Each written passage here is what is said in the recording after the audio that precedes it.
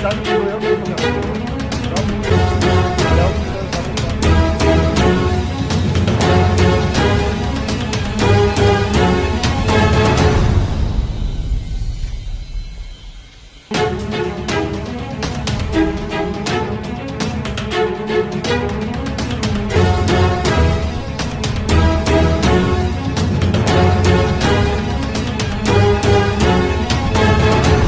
Basically weapon supply का module है।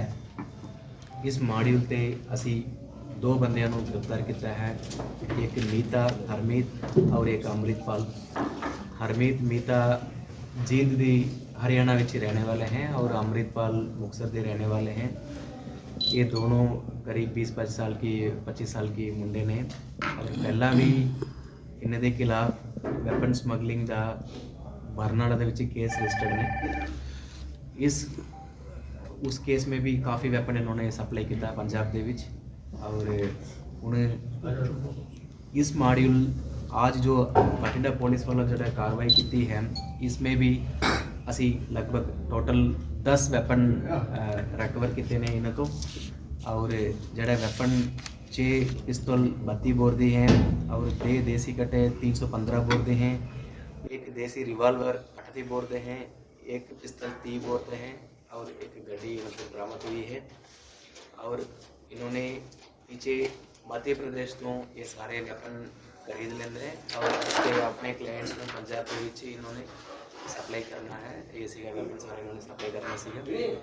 और उनके पूछ पड़ताल में ये भी गल सामने आई है, इन्होंने इधर पहला भी कुछ वेपन्स का ऑलरेडी सप्लाई कर चुके हैं, ऑलरेडी इन्होंने सप्लाई की हुई हैं। असी वो भी वर्कआउट कर रहे हैं। ये दोनों दोषी गिरफ्तार ऑलरेडी हो चुके हैं। उन्हें साढ़े को रिमांड देने 6 तारीख तक असी पूछताछ करांगे। और इन्हों के खिलाफ पहला भी केस रजिस्टर्ड ने इन्हों के खिलाफ। एक तो बरनाला दे विच वेपन स्मगलिंग का भी है और मुक्तसर दे विच भी वेपन स्मगलिंग का और NDPS केस का भी है।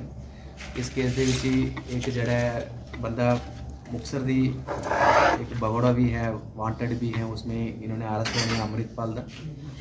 और पहले केस दे विच जो हरमीत मीता है वो जमानत पर आया है, जब उन्होंने फिर ये प्लान बनाया है, फिर मध्य प्रदेश से वेपन सप्लाई किया है। और ये टाइमली हमारे CA पुलिस की एक्शन से ही और सारे सीनियर ऑफिसर ने पूरी ऑपरेशन मॉनिटर किया। बहुत अच्छी रिकवरी है, अराउंड 10 वेपन्स रिकवर करना एट ए टाइम है। और ये पीछे जो क्लाइंट्स है ये वेपन कितने कितने जाना है वो पार्ट ऑफ इन्वेस्टिगेशन है। असी फिलहाल थोड़े नाल शेयर नहीं कर रहे हैं, बट ये कितने कितने बड़ी लेवल की जो वारदात है असी रुके हैं। सो साढ़े टीम में असी रिवार्ड्स के लिए भी प्रपोज करेंगे, DG सर में असी रिक्वेस्ट करांगे।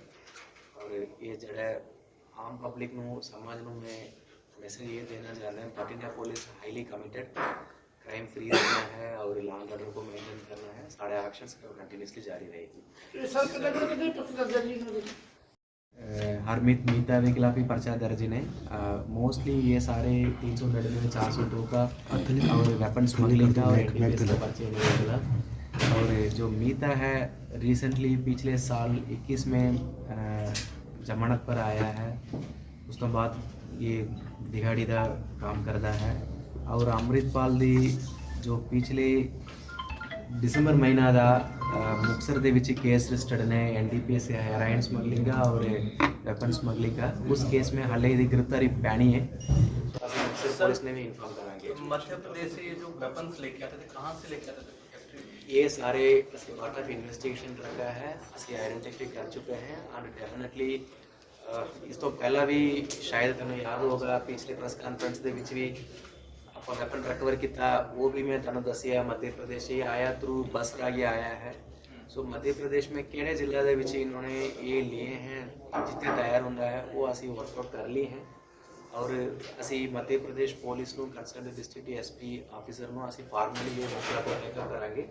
टेकअप करा के उत्ते ही अगर लोडिंग का एक्शन हो जाता है तो फिर तो हमारा काम इस तरफ का हेवी स्मगलिंग ना हो सके तो ऐसा एक्शन लेगा। सर ਇਹਦਾ ਜਿਹੜਾ ਪਿਛੋਕੜ ਆ ਜਿਸ ਤਰ੍ਹਾਂ ਤੁਸੀਂ ਦੱਸਿਆ ਹੈਗਾ ਜੀ, ये क्लाइंट्स है रैंडमली क्लाइंट्स है एंड इसमें कुछ क्रिमिनल्स भी हैं और बाकी भी हैं।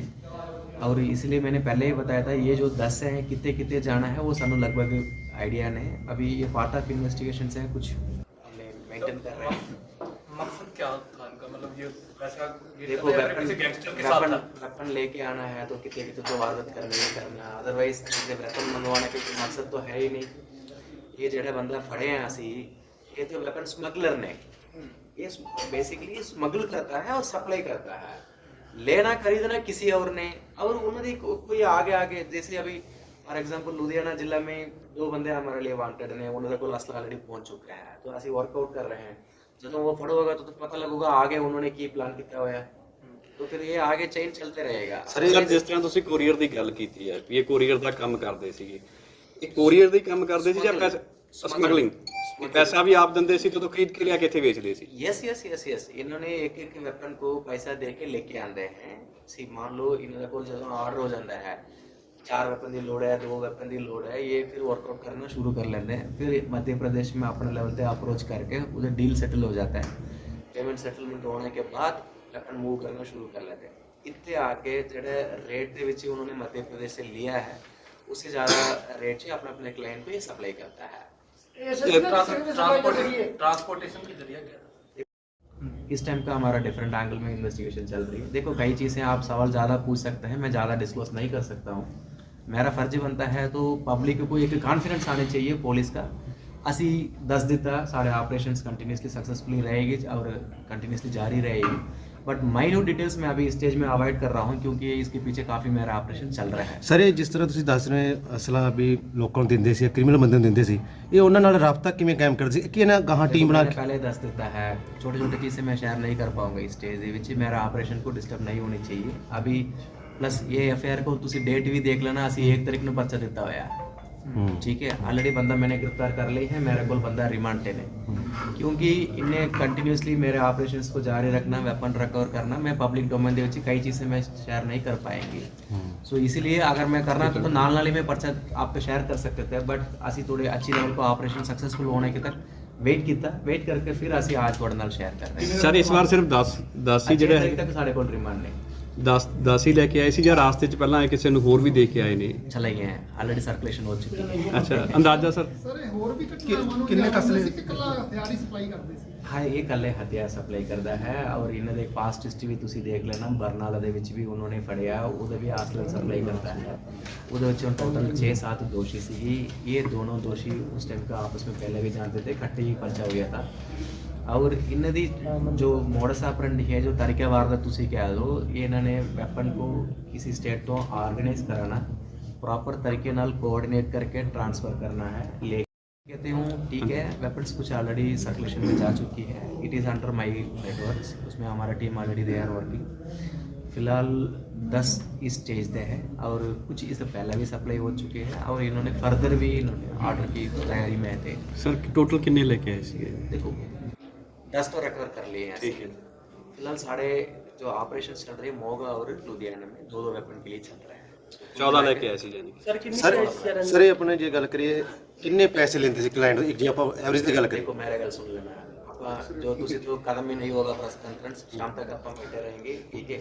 बेसिक फर्ज बनता है मैंने आपका शेयर करता है, अपन दी किस्म देख लेना, अपन अलग अलग कैटेगरी का है, अलग अलग रेट का है, कभी किसी दी 20,000 25,000 15,000 40,000 डिफरेंट रेट में होता है।